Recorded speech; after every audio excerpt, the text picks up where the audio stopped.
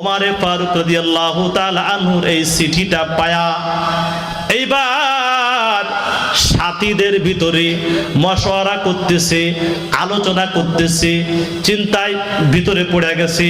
আহারে, আমাদের ভিতরে কোন সুন্নাতটা ছুটে যাচ্ছে, আমাদের ভিতরে কোন সুন্নাতটা ছুটে যাচ্ছে। এইবার চিন্তা ভাবনা কইরা তালাশ কইরা দেখলো দীর্ঘদিন ধরে আমরা কেউ নামাজের সময় মেসওয়াক করি না। কি করি না বলেন? মেসওয়াক করি না। এ মুসলমান, এই ওয়াকেটা বলার উদ্দেশ্য হলো একটা সুন্নাতের কত দাম একটু লক্ষ্য করে দেখেন। সাআদ ইবনে আবি ওয়াক্কাস রাদিয়াল্লাহু তাআলা আনহু সবাইকে বললেন, ফজরের নামাজের সময় তোমরা সকলে গাছের ডাল ভেঙে ভেঙে তোমরা মেসওয়াক করবা। এইবার ফজরের নামাজের সময় উঠা সকল মানুষগুলা একত্রিত হইয়া আশেপাশে যে গাছগুলা ছিল ওই গাছের থেকে ডাল ভাঙা শুরু করে দিছে। গাছের থেকে ডাল ভাঙা শুরু করে দিছে। গাছের থেকে ডাল ভাঙা মেসওয়াক করতেছে, চাবাইতেছে। এবার ওই যে কাফেররা ছিল দুর্গের ভিতরে বন্দী অবস্থায়, ওরা একজন আরেকজনের সঙ্গে আলোচনা করতেছে, হায়রে এদের ভয়ে আমরা দুর্গের ভিতরে আমরা আটকা অবস্থায় আছি। আর এরা এতদিন তো ভাত মাছ খাইছে, অন্য খাদ্য খাইছে, কিন্তু আজকে দেখি এরা গাছের ডাল খাওয়া শুরু করছে, গাছ খাওয়া শুরু করছে, দাঁতকে ধার দেওয়া শুরু করছে। এরা মনে হয় ফজরের পরে আমাদেরকে খাবে। আল্লাহু আকবার। এরা মনে হয় দাঁতে ধার দিচ্ছে, এরপরে মনে হয় এরপর এখন গাছ খাচ্ছে আর এর পরের পালা মনে হয় আমাদের। কথা বলেন না কেন? এ মুসলমান, সাআদ ইবনে আবি ওয়াক্কাস রাদিয়াল্লাহু তাআলা আনহুর আদেশে সবাই মেসওয়াক করে নামাজ আদায় করলেন। এবার অটোমেটিক দেখলেন নামাজের পরে সেই দুর্গের দরওয়াজা খুলে গেছে। বলেন না আল্লাহু আকবার। এক মাস যাবত যেখানে যুদ্ধের জন্য অবস্থান করছিলেন দরওয়াজা খোলে না, ওই দিন ফজরের পরে দরওয়াজাটা খুলে গেলে এবার ওরা তো এদের গাছ চিবানো দেখা ভয়ে পলায়ন করছি।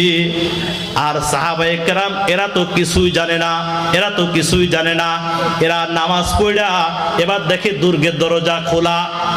এবার সকলে আগ্রহের সঙ্গে দুর্গের ভিতরে ঢুকলেন, যুদ্ধের প্রস্তুতি নিয়ে ঢুকবে। ইতিমধ্যে সাআদ ইবনে আবি ওয়াক্কাস রাদিয়াল্লাহু তাআলা আনহু বললেন, এ তোমরা ঢুকো না, কোনো ঝামেলা আছে। কি আছে বলেন? ঝামেলা আছে।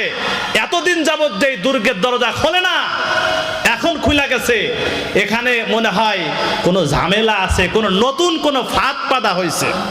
নতুন কোনো কি করা হয়েছে? ফাঁদ পাতা হয়েছে মনে হয়। আমরা মনে হয় এই দরজা দিয়ে ঢুকবো আর আমাদেরকে মেরে ফেলবে, সুতরাং ঢুকা যাবে না। নতুন কোনো ফাঁদ পাতা হয়েছে মনে হয়। সাআদ ইবনে আবি ওয়াক্কাস রাদিয়াল্লাহু তাআলা আনহুর নেতৃত্বে সকল সাহাবী অস্ত্রশস্ত্রে সজ্জিত হইয়া ওরা যুদ্ধের পূর্ণ প্রস্তুতি নিয়া ওই দরজার ভিতরে আস্তে আস্তে ঢুকলেন। ঢুকার পরে দেখে ভিতরে কেউ নাই। আরো দেখে ওর ভিতরে যে কাফেররা ছিল সবাই তো চলে গেছে। আর ওই যে দূরে তাকায় দেখা যায় কয়েকজন কাফের দৌড়াচ্ছে। ওরা পিছন ফিরা বলে, ও ভাই তোমরা আমাদেরকে খায়ো না। আল্লাহু আকবার পড়েন। তোমরা আমাদেরকে খায়ো না মানে মুসলমানরা যখন ওই দুর্গের ভিতরে প্রবেশ করছে চিন্তা করছে যে মনে হয় ওরা আমাদেরকে দৌড়ানি দিচ্ছে, মনে হয় আমাদেরকে খাবে। নামাজের আগে গাছ খাইছে, বুঝেন নাই? এ মুসলমান, একটা সুন্নাতের কত দাম। আমি প্রায় সময় এই সুন্নাতের আলোচনা এসে গেলে আরেকটা কথা আমি বলি। আমেরিকার ভিতরে একবার টুইন টাওয়ার ভেঙে ফেলছে কে বা কাহারা। গোয়েন্দা বাহিনী খুঁজতেছে কারা টুইন টাওয়ার ভাঙলো। আল্লাহু আকবার কাবীরা। এবার খোঁজ নিয়ে দেখা গেল ওই টুইন টাওয়ারের পাশে ছিল একটা মসজিদ। ওই মসজিদের ভিতরে কিছু মানুষ তাবলীগে গেছে। কিসে গেছে জোরে বলেন? কিছু মানুষ তাবলীগে গেছে। ওই তাবলীগে ওই সমস্ত মানুষগুলাকে ধইরা নিয়ে চলে গেছে বিচারপতির কাছে, যে এরা মনে হয় টুইন টাওয়ার ভাঙছে। এরা কথা বুঝেন নাই? খুঁজে খাইছে আর কাউকে পায় না। দেখে মসজিদের ভিতরে কিছু লোক আছে অপরিচিত, কোথা থেকে আসছে, মনে হয় টুইন টাওয়ার এরা ভাঙছে। ওদেরকে ধরে নিয়ে গেছে বিচারপতির কাছে। নিয়ে যাওয়ার পরে এবার বলছে, হযরত এদেরকে খুব তালাশ করে পাইছি, এরা মনে হয় দোষী, এরা টুইন টাওয়ার ভাঙছে। এবার বিচারপতি আদেশ দিছে যে এদেরকে ভালো করে সার্চ করো, তালাশ করো, দেখো এদের পকেটে কি আছে, এদের ব্যাগে কি আছে। এখন তবলিগে যারা যায় বলেন তো অস্ত্রে সজ্জে সুসজ্জিত হয়ে যায়? বলেন, কথা বলেন না কেন? এইবার ওদেরকে ভালো করে সার্চ করে কিছুই পায় না। এখন দেখে কি প্রত্যেকের পকেটে এক একটা মেসওয়াক আছে। আল্লাহু আকবার। প্রত্যেকের পকেটে এক একটা কি আছে বলেন? মেসওয়াক আছে। বলছে, আরে তোমরা এটা দিয়ে কি করো? বলছে, আমরা তো এটা দিয়ে দাঁত মাজি। এবার ওরা বলতেছে, আমেরিকার মতো একটা ভিআইপি রাষ্ট্র বলেন না, ওই জায়গায় যদি মেসওয়াকের ব্যবহার হয় তাহলে কেমন হয় না? বলছে, আহারে এত ভিআইপি যুগ, দামি যুগ, এই যুগে তোমরা এখনো পর্যন্ত এই আদিম যুগের প্রথা ধরে রাখছো। এরা তো কোনো আধুনিকতাই বোঝে না। আরে যারা এখনো বিরাট ব্যবহার করা বুঝে না, এদের ব্রেন দিয়া কখনো টুইন টাওয়ার ভাঙা সম্ভব না। আল্লাহু আকবার। কিসে বাঁচাইলো বলেন? তো জোরে বলেন।